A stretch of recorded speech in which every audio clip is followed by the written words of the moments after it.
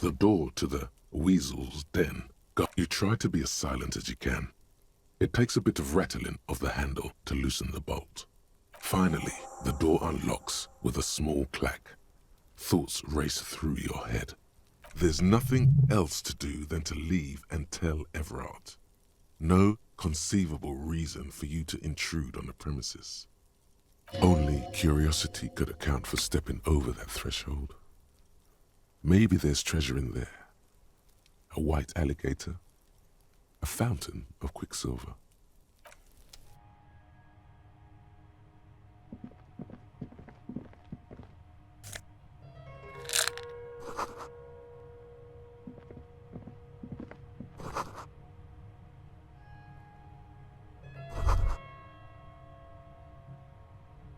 This is the flag of Revachol, the suzerainty. This isn't just one sun, but there are little suns dancing around the big sun. This is the sevenfold sun miracle. It's an optical atmospheric anomaly the first settlers saw. Happens in cold weather. 6 small suns around the big one. This complex halo phenomena is how old Revachol got its flag. The tenant is an old-fashioned guy. By old-fashioned, he means very right-wing. The flag doesn't seem to mind. It's just a colorful fabric with a sun sewn onto it. Like all feudal flags, it looks like a children's drawing.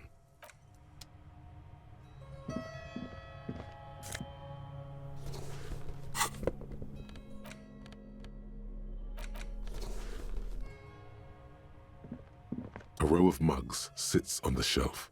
Each one depicts a human figure. A dark-skinned woman grinning amidst mysterious symbols.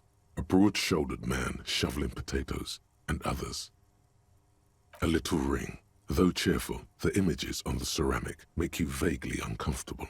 There's something disdainful in the way the curves and lines of the bodies were drawn. The images betray a lack of interest in human beings. They are merely unflattering caricatures. The owner of these mugs doesn't like people of other ethnicities very much. This person is unhappy. The lieutenant picks up one of the mugs, then puts it back down with a look of disdain. I'm beginning to feel better about breaking into this man's apartment. Yes, your broken mug friend would feel very much at home here. The same humor, the same mocking lines. There's the missing tin soldier. Whoever lives here might have used the Whirling's container to dump his trash. And now they've drawn the ire of the Union. The plot thickens, as they say.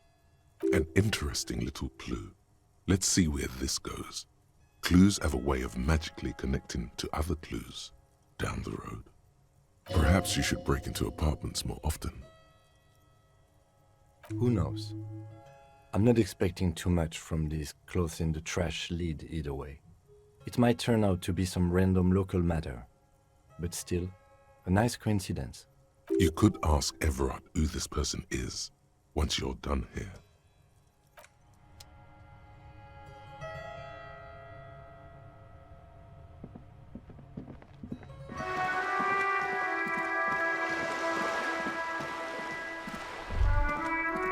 There, working class drunk. You know what this means, right?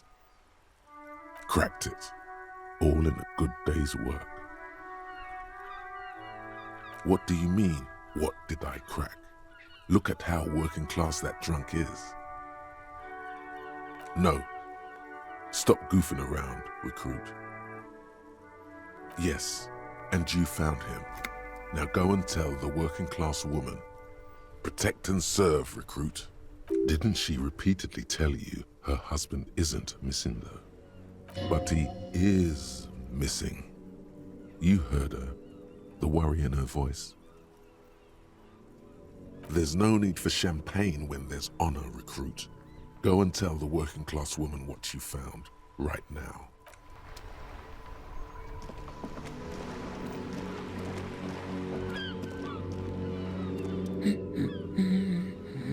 God damn it, I already told you. My husband isn't missing. Very well then. Where is he?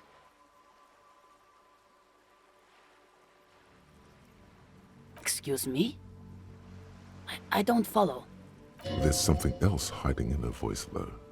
A trace of worry. Right, 'cause working class women come with alcoholic husbands. You know what? Remember, about that what. Never ever say what. You were right. I do have an alcoholic husband. Although not that one. No, he's not. Or maybe he is, I don't know.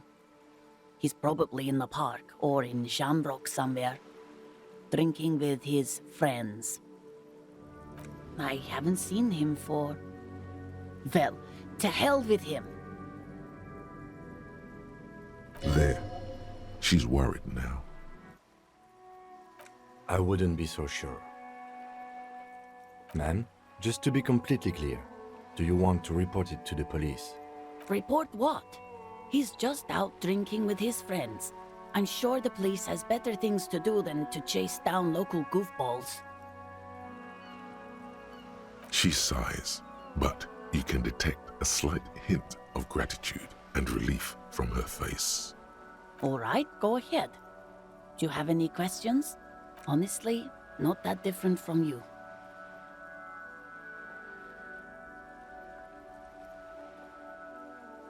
Oh, thank God, no. It hasn't come down to this yet.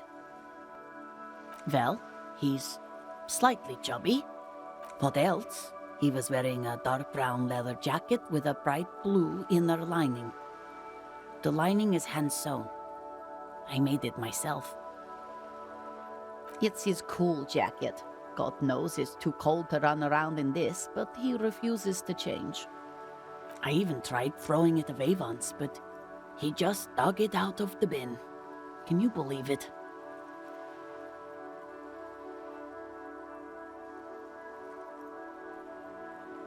Well, what can you do? I hope that at least that extra lining helps him keep warm at night. I wouldn't like him to catch cold. She's thinking about him out in the cold, in some park, or on the coast. And it's making her more and more worried. Yesterday morning, he went to the library. He went to retrieve my book, and he promised he'd walk straight back home. Because we talked about this. We talked about not wandering off again. I don't know what to do. I honestly don't know what to do with his addiction. Just makes me feel weak. Gone for around 36 hours then. Damn, this is a missing persons case. She turns away from you in an attempt to recover. So you are going to look for him? She genuinely wants you to now. Don't make her ask. Thank you. Please do. Even though I'm sure he will return home by himself. I'm still sure of that. I'm sure he will too. When he does, would you let Precinct 57, Kim Kitsuragi, know? I will. Of course, officer. As I said, it's probably nothing.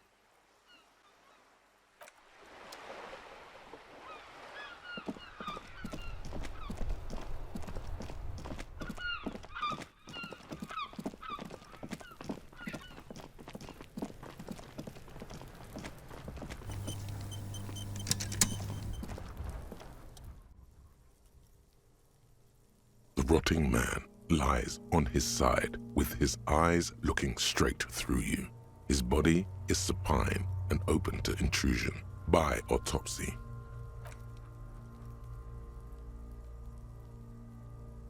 The lieutenant adjusts his glasses and takes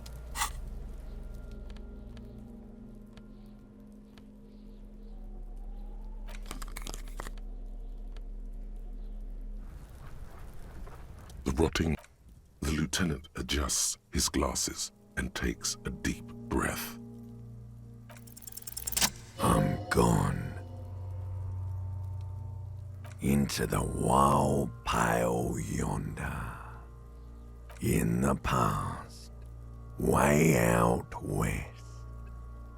I'm a joke. Look at me. There is nothing funny about jokes either. A killer, a motherfucker, and a killer. Go ahead, Kobo. What do you mean? It's the power of your imagination. Yeah, man! Don't be crazy! Inanimate objects and dead people can't really talk to you. Your wild imagination is doing this. Ask some more of those questions you love so much. He loves those. Because you're a copperoonie. Look at all of them go. Do you want more questions? Here you go, loony. Fuck no. You're no Rooney. No, you're not a Harry either. You're a motherfucker. That's who you are. Rooney the motherfucker.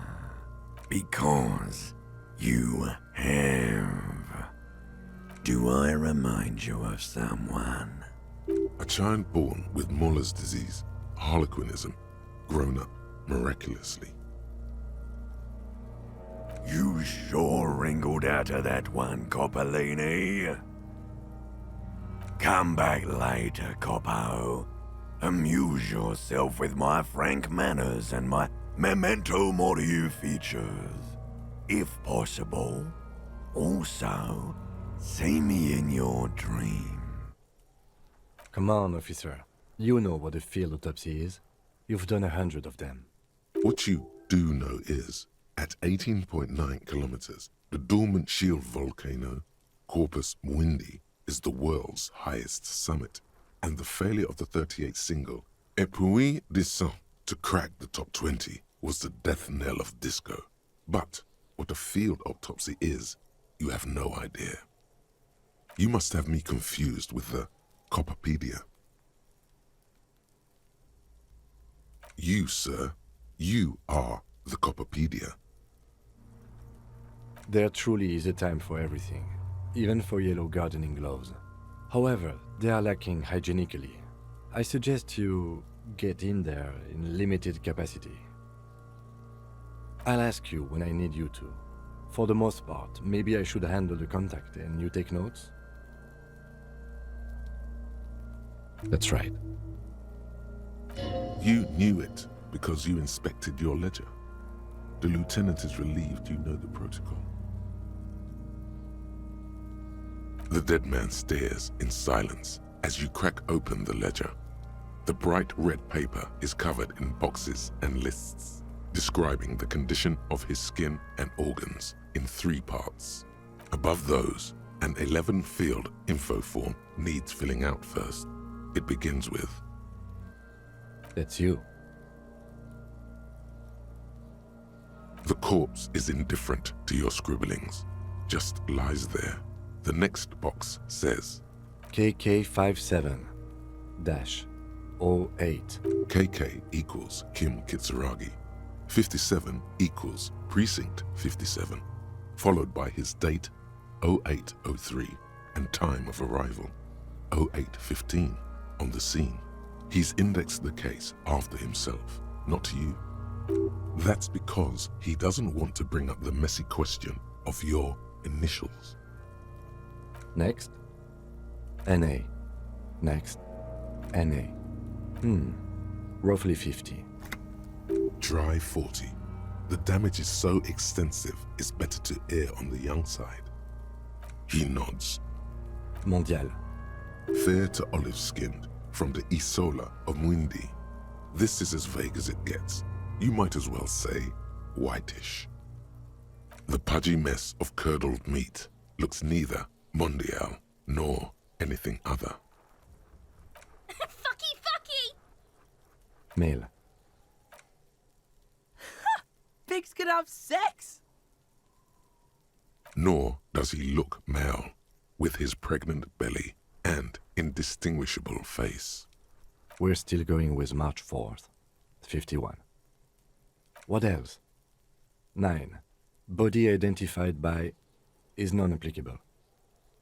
10. Case number is the same as the coroner's case. KK57 0503 0815 listens motionless, with the cargo belt still around his neck. Only one box remains. None, at least not after the initial examination. A strange word. Treatment. Interfering with the body's position or wounds post-mortem. They'd have to have incapacitated and carried him over. This man was more than a match for untrained dog walkers. Your central nervous system recognizes this gesture. It's the stations of the breath. Ecclesiastic, religious in nature, a holdout from pre-DeLorean burial rites. It takes him 2 seconds to perform. Then,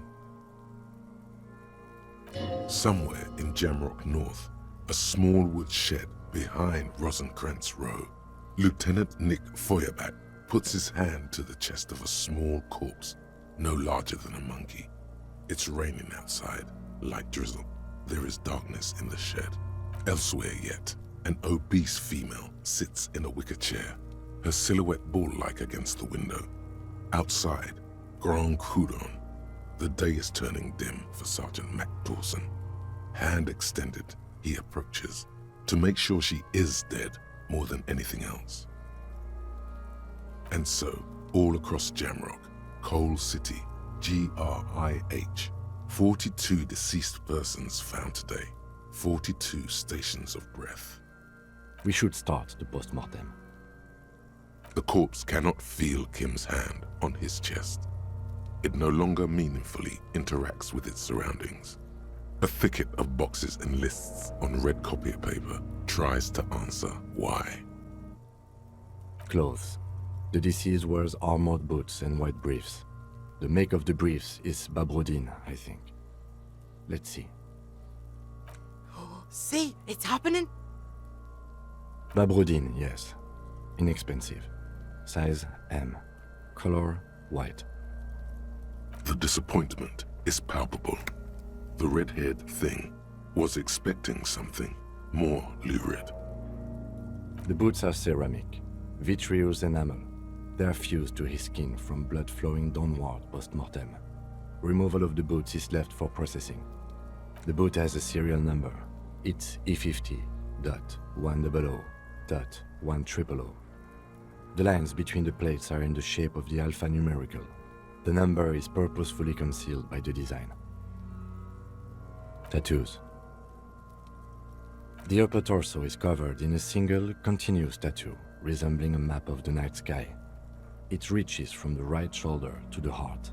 The ink is blue and white. The assistant has a color photograph of the markings, to be added to the case files as document A1. The photo is taken on the scene, using a Trigat Mini.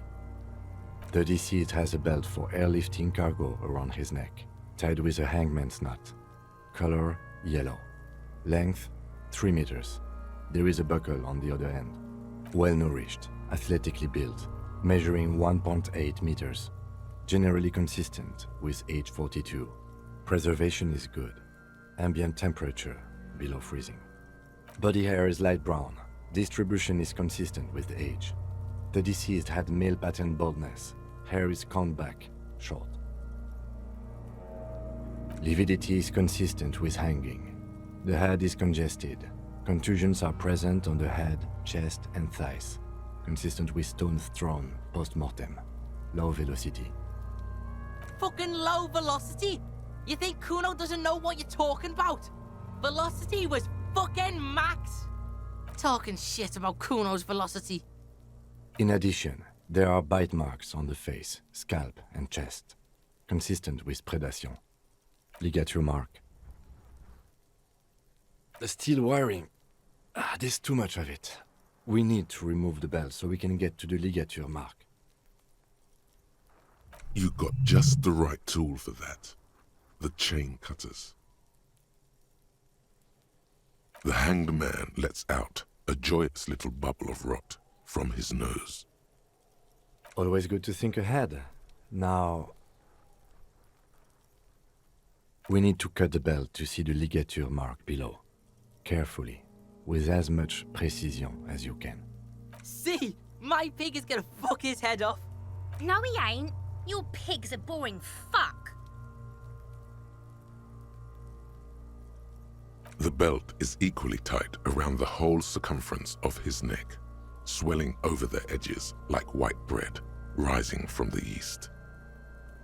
The knot is the weak spot. The chain cutters fit in there, steady now, like a flower arranger. 2 cuts and it should come loose.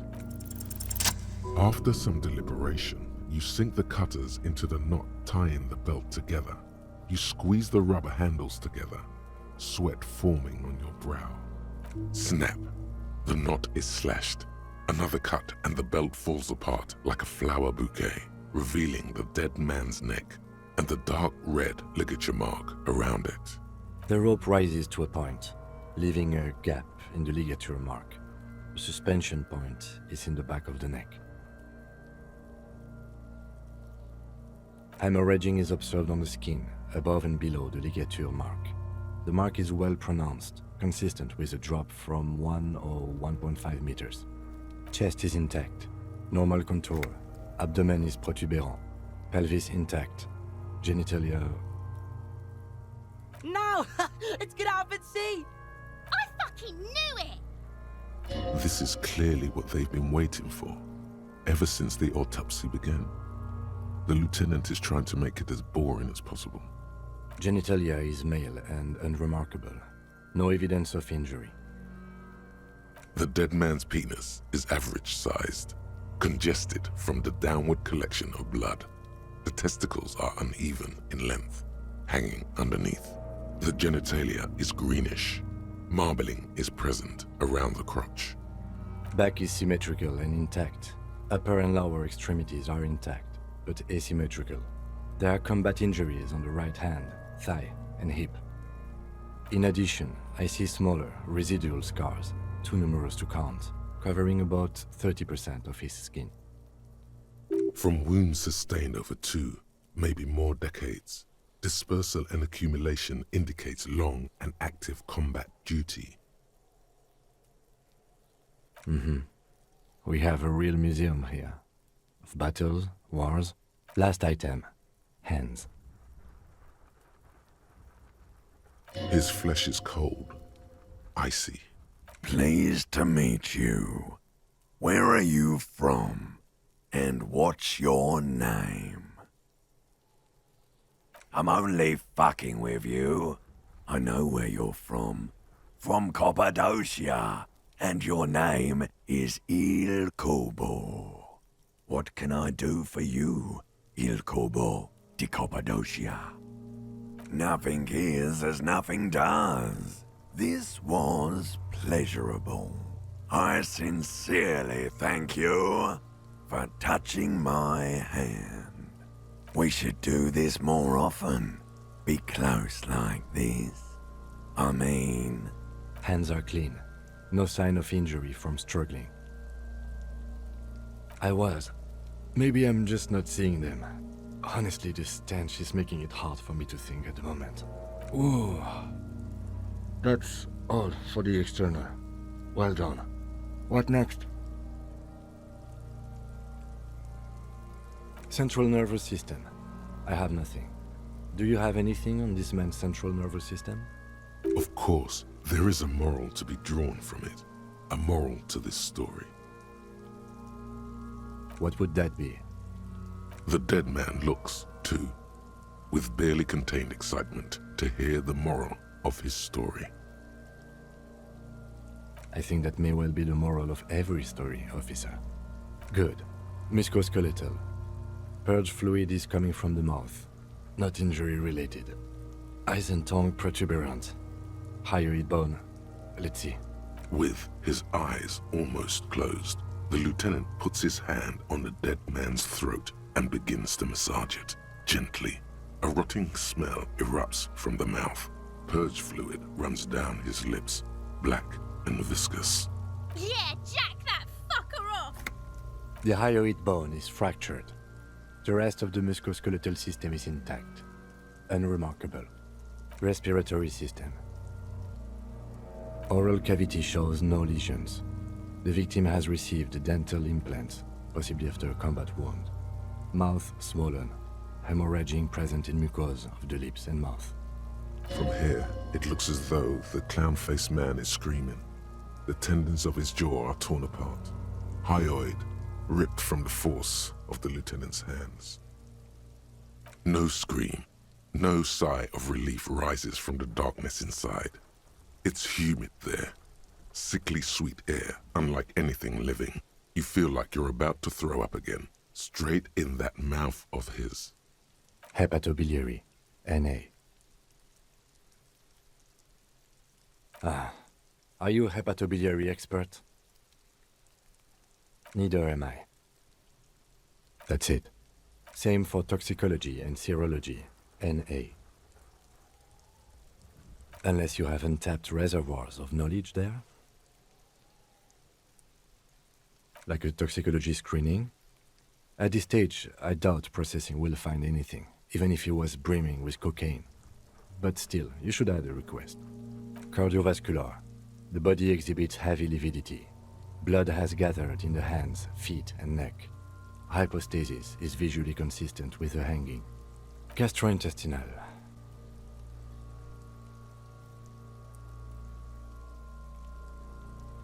This will do.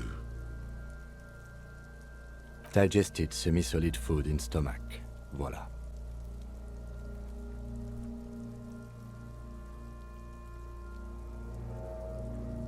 What's next on the list?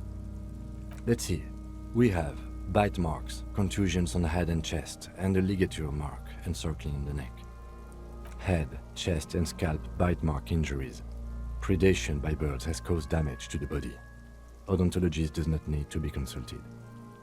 And your opinion, officer? Agreed. Next injury? So, the scalp bleeds from a post-mortem head injury, a stone. The injury does not have the rim of an early inflammatory response. The perpetrator on the scene has confessed to causing it post-mortem. At maximum velocity, fucko! Has confessed to causing it at maximum velocity. Coagulated blood sticks to his scalp and chest, where the countless stones have hit the dead man. Beneath, the description of injury. 2 boxes. Right. Next. Nothing. Just in case.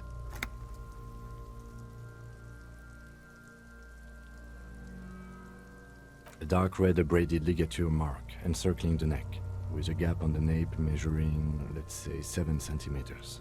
The hyoid bone is fractured, the cervical column intact. I see hemorrhaging on the skin, above and below the ligature mark.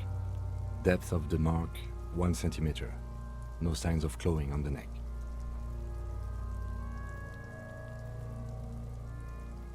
Below the note, 2 customary boxes wait to be ticked.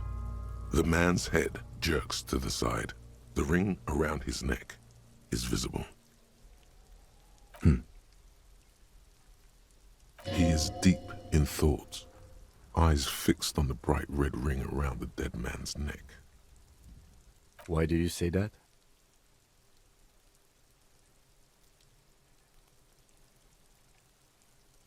Okay. Why don't you think it was fatal? Honestly, I'm not sure there weren't marks on his wrist. That part got blurry for me. The stench. But you are right, I was ready to call this. Now I think we should leave it empty, at least for the time being. Let's wrap this up. I pronounce this field autopsy over. It was an irregular field autopsy. We did not establish cause of death, which is supposed to be the goal of an autopsy. But, personally, I do not see this as a parameter for success. We also requested a toxicological screening. That was thorough. The results should arrive in a couple of weeks. if we are lucky. I would not hold my breath. We were thorough with the list of injuries too. We described them all in detail. What is there to say? Given the circumstances, it was a professional field autopsy. I need a copy of that autopsy form. Then I will drive him to Faubourg for processing. He's thinking, did I miss something? I'm sure we didn't get everything. There's always something.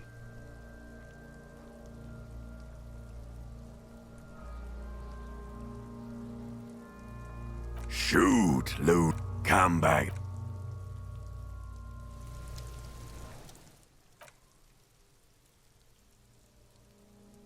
The man is decomposing.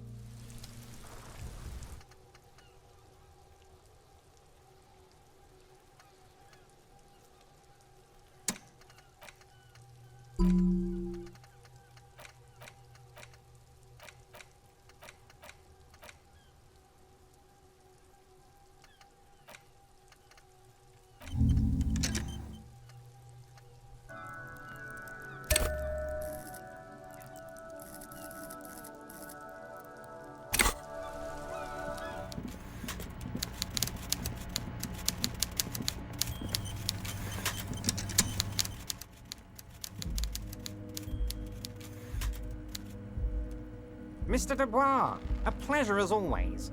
You don't have to sit down this time, since you've already sat on that chair. I'm very glad to hear that, Harry. One question. You didn't actually happen to stumble in and see what's inside the apartment, did you? He's trying to figure out if you're lying. There is no way to sway this man in any direction.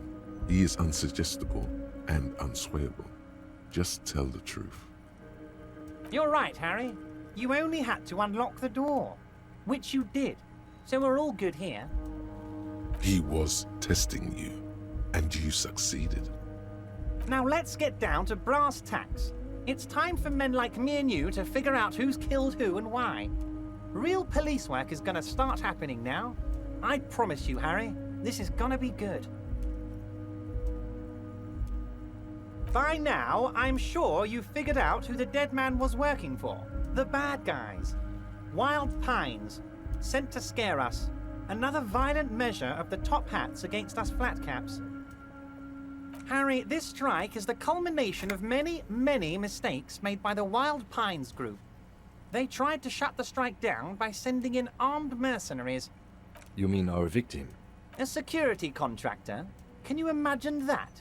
Workers standing in peaceful protest, united in the spirit of fellowship, and they send hired killers to mow us down with machine gun fire? I'm talking beasts, hardened killers from proxy wars in Yisut, Semenine, Saramoritsa, you name it, they've done it. Raping, killing, burning villages, killing little children for the Senorita Pineapple Company, Harry. Everything they did there, they brought over here. They want to turn Revachol into a third world slum. Honestly, the only thing they didn't do is kill the village elephant. Now, I haven't personally witnessed the brutalities out there. I have the luxury of staying in my container, you see. If I need to go somewhere, they just move my container. Yes, I'm an old man, Harry. My legs aren't what they used to be. They lift my office with that big crane. It's actually very fun. You should try it. But enough about me and my fun container. The killers the company hired, I think there were 3 of them, all hardened commando types. One of them got downright suicidal, getting drunk, violent, a little rapey. Even their own negotiator couldn't control him. That's your boy, the one who likes hanging out and trees. By negotiator, you mean Joyce? Harry, what you need to realize is, we dock workers are not pushovers. We got grit, Harry. This whole neighborhood does. Push us hard enough and we push back. And when we do, we push to kill. There's a militant wing inside the Union. A group of people whose duties don't involve manual labor, but peacekeeping in the neighborhood, making sure everything runs smoothly. That sounds a bit like organized crime. They're like you guys. Idealistic people who want to make sure bad things don't happen. And if they already have, well, punishment must follow. Again, that sounds like organized crime. So these idealists killed our victim? One day Titus Hardy, leader of this peacekeeping faction, comes up to me and says, "Boss, socialist democratic fervor drove us to take it upon ourselves to kill this beast that was burdening the land." He probably worded it differently, but that was the idea. Sure sounded to me like they killed him. I gave them 2 weeks paid leave and told them to lay low to avoid retaliation. Aren't you worried we might arrest them for this? Oh, I'm not at all worried about that. These are not the kind of men who get arrested. They're Martinez boys, tough and gritty. I'd like to see the man who takes them in. Besides, I sent my lawyer girl to look after them. If he's just boasting, then it sure doesn't feel like that to you. He's not worried. He places a lot of faith in that lawyer girl. Perhaps this is a tactical error? Anyway. How do I know? Let me tell you about these people. That's their MO. It's what they do. Last winter, some poor workers in Terminal E went on a little strike. The company sent in Sediment, a security contractor. The strike was over the workers' right to wear protective footwear, Harry. These guys turn up and start beating people. Tell you what, Harry, I wouldn't be surprised if we got the same mercenary company after a little rebranding. And I'm sure as hell not surprised to see an army of scabs under my gates. So you believe the scabs were organized by the security contractor? You said it. Hell, one of those guys looks big enough to take down that proverbial elephant. Boys like that don't just happen to show up during strikes. That does sound quite unlikely, yes. The big guy leading the scabs at the gate is colossal. He's not scared of them. If anything, he likes them being here. Strange. Oh, Liz is a bright one. I paid for that law degree myself, thinking it'll probably turn her all fancy. But hell, Harry, she came back a firebrand socialist. Sometimes she scares me with her zeal. Oh, they are simply fine young men, all 7 of them. Exemplary union members, always working to advance their position in the local socialist democratic movement. Core members. Old Theo used to run them, but things really kicked into gear when Titus took the reins and named the group after himself. Gotta love his initiative. Interesting. Who's second in command? They're almost all of them great guys, born leaders. Whatever happened, I'm sure they only had the best interests of Martinez and Revachol in mind.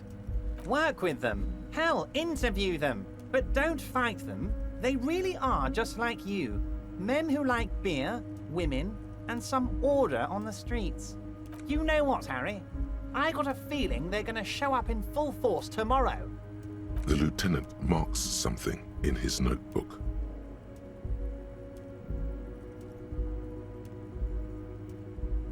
But of course, it's the least I can do for my good friend Harry. I'll do it right after we've concluded this talk. When you meet this Titus, tell him about this. See what he has to say. Also, Harry, here's 5 real.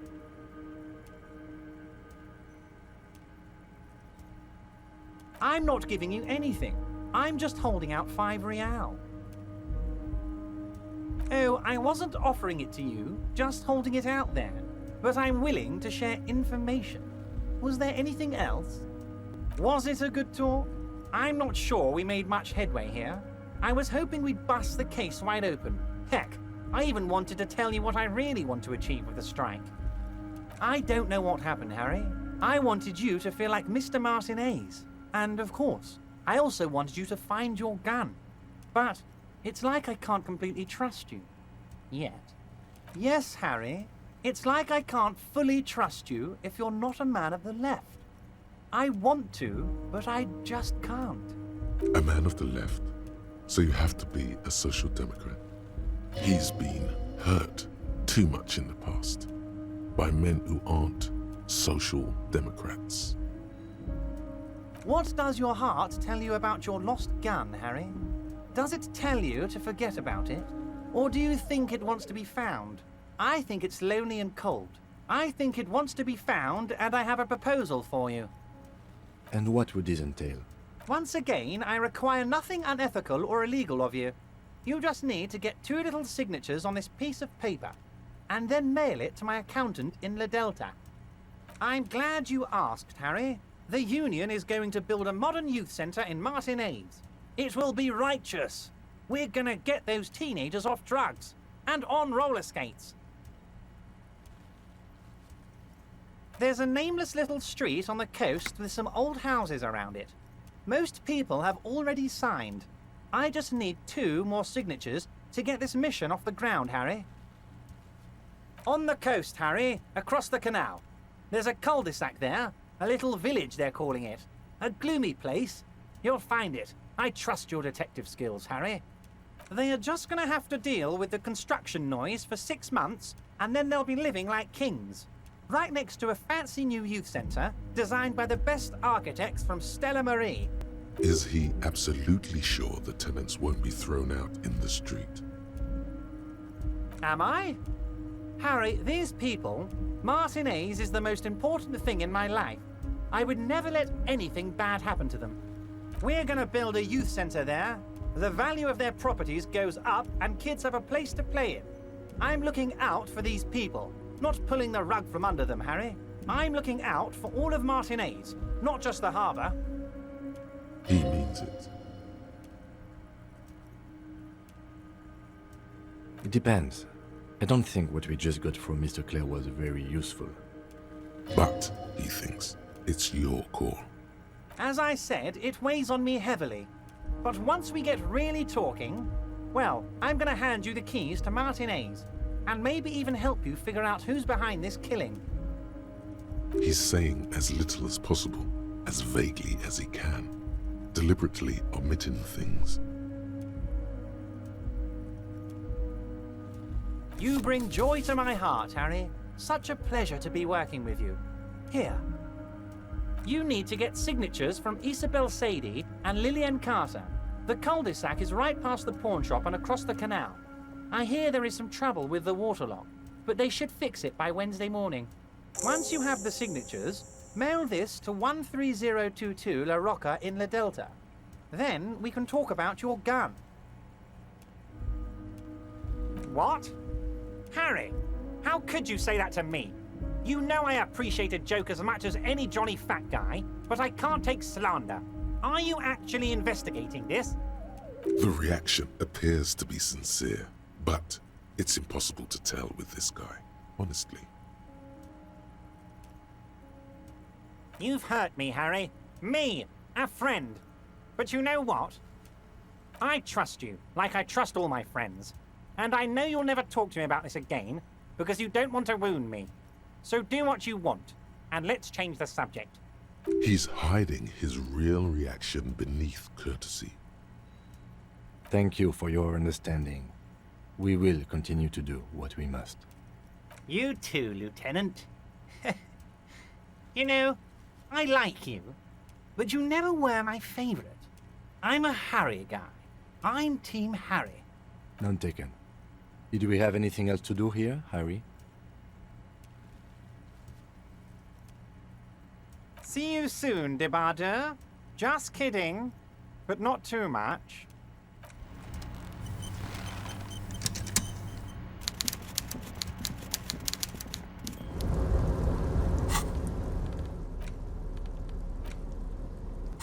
You take the legal documents out of the envelope, a 12 to 40 month construction period, and the zoning plan in the addendum.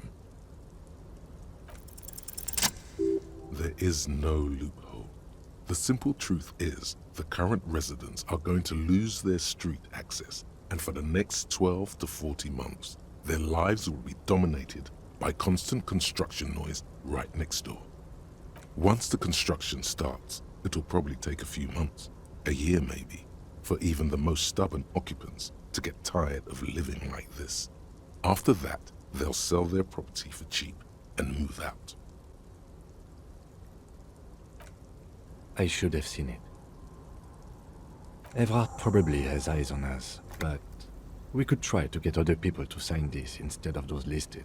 Or you could forge their signatures yourself.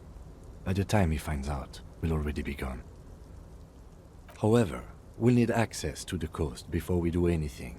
Evrard won't believe you got villager signatures if you can't even get to the village. You can try a forgery as soon as we can cross the waterlock. The youth center cuts into the ocean like the bow of some great modern ship. Apparently, it's going to cover most, if not all, of the street and the square between the existing houses. It's 3 stories tall. It's going to be awfully close to the already existing buildings, almost wall to wall, practically integrating them into the youth center. This is either an ominous or cool architectural choice. Hard to say.